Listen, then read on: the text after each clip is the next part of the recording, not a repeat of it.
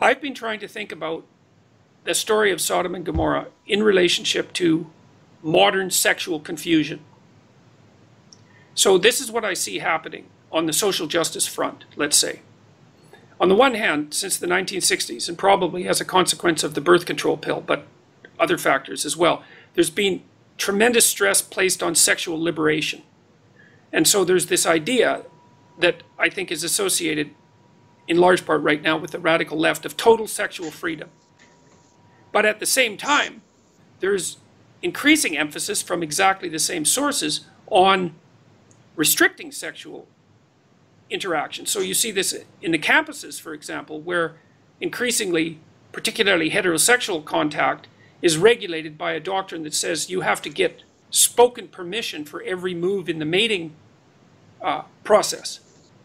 And so you see, and I know I'm not expressing myself very well, but there seems to be, in our current culture, there seems to be massive sexual confusion. It's some weird combination of extreme libertinism and extreme authoritarian attitudes towards sexuality. And obviously in the story of Sodom, part of what's happening is that impulsive sexual gratification trumps everything. It's something like that. I mean, I know there's more to what's going on in Sodom than that, but there's certainly that. And so, well, I'm trying to figure out what to say about that tonight, because there's a lesson in there. The lesson is something like, don't let impulsive sexuality get the upper hand. It's something like that, or all hell will break loose, which I actually happen to agree with. So one of the things that we haven't been able to talk about in our culture, I think, is, let's take the idea of the phenomena of AIDS. Like, AIDS mutated to take advantage of promiscuous sexuality. And that's just nothing. You never hear that publicized. You know, people had associated AIDS with homosexuality, and there was a reason for that, because it's much more easily transmitted as a consequence of homosexual sex than heterosexual sex, because the anus is a much more delicate physiological structure. It's not as robust, and it can be much more easily damaged and with disease resulting as a consequence. But it isn't only the manner of sexual action that's the issue, it's also the fact that promiscuity provided the evolutionary platform for the AIDS virus to mutate into the form that it finally took. And it was only through by the skin of our teeth that we escaped a totalizing plague. You know, had that emerged 100 years ago, God only knows how many people would have died, because AIDS was unbelievably fatal. So I know that's a mishmash of ideas, and I'm not exactly sure how to see my way clear through it. But there is a clear warning in that story about something to do with sexual iniquity. Look, in the Bible, the sexuality has two poles that define it. It's pretty clear. One side is reproduction, and the other side is, let's say, recreation. Okay? So those are the two poles of sexuality in a normal world. So it's not just for reproduction, and it's not just for recreation. It's both. That was the idea. I mean, it's a natural idea. Now, if there's a balance there that should be had. If you lose this balance and it becomes just about reproduction, that's a problem. And if it becomes just about recreation, that's another problem. Yep. Okay. It's not that complicated, really, but it's so politically incorrect to talk about these things, even though they're obvious. Well, nobody dares to talk about it. The thing is that the most difficult things to talk about are the things that are obvious, because when they're obvious, you don't have to talk about them. And so then when people start to question the obvious, you don't know what to say. It's like, exactly. So for example, I'm thinking about the slut walks, you know, and so women go out and they dress very provocatively, and they go out and manifest their right to be as provocative as they possibly can be without being interfered with. And I have some sympathy for that perspective, because it seems to me appropriate for women to be the final arbiters in sexual contact. But on the other hand, that whole exercise is blind to the fact that clothing, for example, has communicative intent, and that people broadcast their invitation to sexual congress in a million ways, subtle and not so subtle. And you can't just say, I have the right to broadcast myself in any manner possible and be completely, can be what? Completely immune from the consequences. There's something wrong with that. And with regards to basic sexual morality, you know, I've read things about like slut shaming, is that the more radical feminist types, for example, claim that women shouldn't be held responsible for their sexual behavior. In some sense, it shouldn't be held against them how many men they've slept with, etc.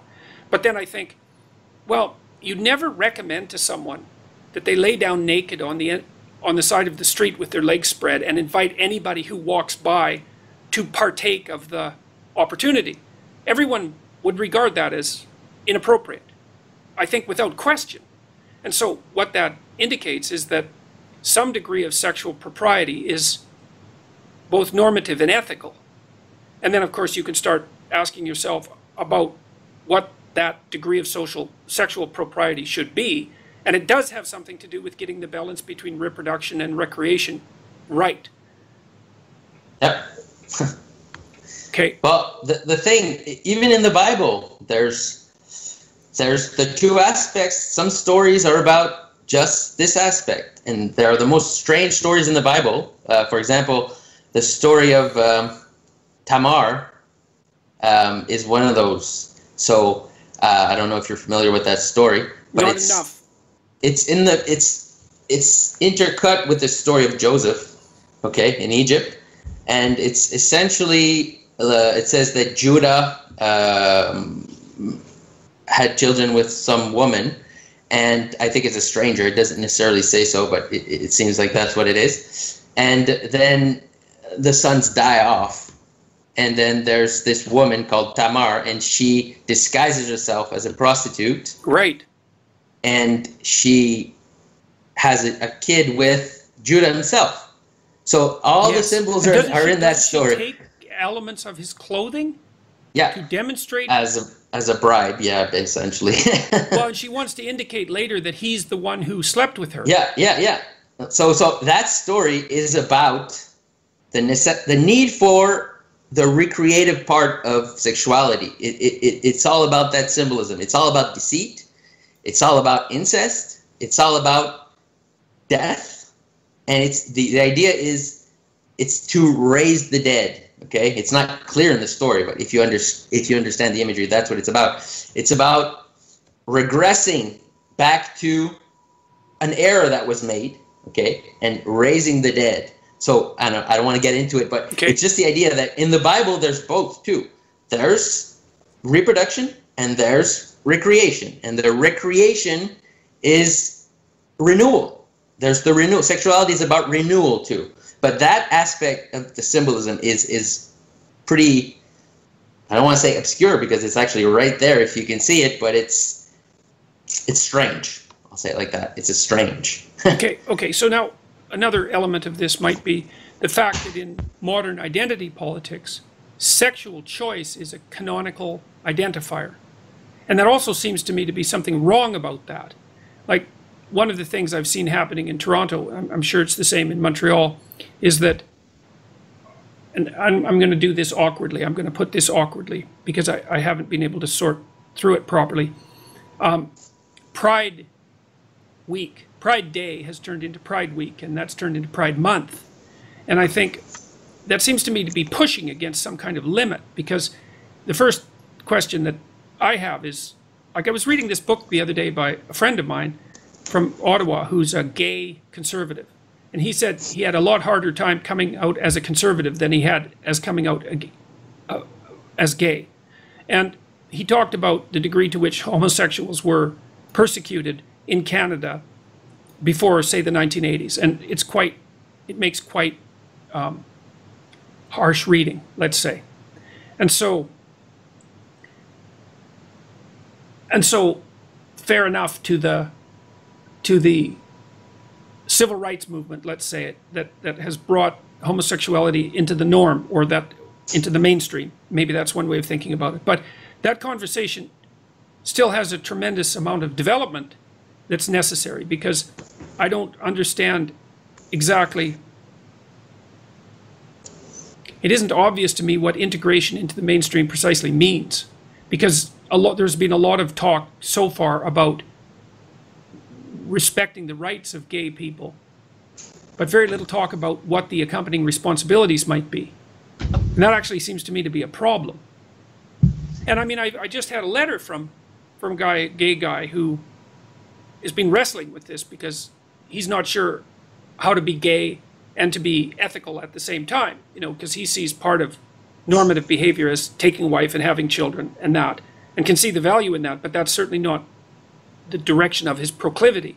And so he wrote to me asking me what he should do. And, you know, I don't have an answer for that. I don't know what the answer to that is. But I know that it might be something that would be worth talking about. And it's part of this current confusion about sexual identity and sexual pleasure and well, even gender identity for that matter. So, all right, so your idea was, well, the balance between recreation and reproduction was completely absent in Sodom. It was all recreation. It was all instant gratification and impulse. Yeah, and that's why it's put in contrast with the Abraham bit, because it's the same angels, but in that case, he says, you'll have a son this time next year. So it's the reproduction part is there. But when he gets to the bottom, it's not there anymore. It's only the recreation part, okay? Yep. So they're meant to be contrasted, those two stories. Actually, in the story of Abraham, it's pretty clear. He goes, I don't know if this will make sense, because when the angels come, it says he washes their feet and then he feeds them. Okay? That's actually the recreation and reproduction part. That's not in terms of sexuality, but it's in terms of meaning. The renewal, the washing of the feet, is the recreation part, the renewal, the restarting. And the feeding is the reproduction part. Not in a sexual way, but when you feed something food and it eats it and integrates it correctly, that's like a reproduction of your identity. You're staying yourself, you're reproducing yourself. So when you eat food, that's what you're doing. Not, like I said, not in a sexual way, but it has exactly the same meaning. If you eat something that you can integrate correctly, you're like reproducing your pattern. It's like the correct version of yourself. And then the other side, the washing is that little flood. Yeah, it's the flood. It's a mini flood. Right. It also it's an acceptable one. Right. It's a controlled one. You're washing the dust off the road's dust off your feet. It means that you're passing from one mode of being into another, because you're cleaning off the debris of the past. It's something like that. And then you're ready. It's about renewal. Next. Yeah, okay. So you have to see that when Matthew's talking about the idea of recreation, you have to understand that recreation and rest are basically the same thing. Right. That they basically have the same meaning. It's sleeping, resting, recreation are all things that bring you into renewal. Okay. Dying. Even dying. Even dying, that's what dying is. It's passing into another state. Letting something else have a chance. That's what dying is. I mean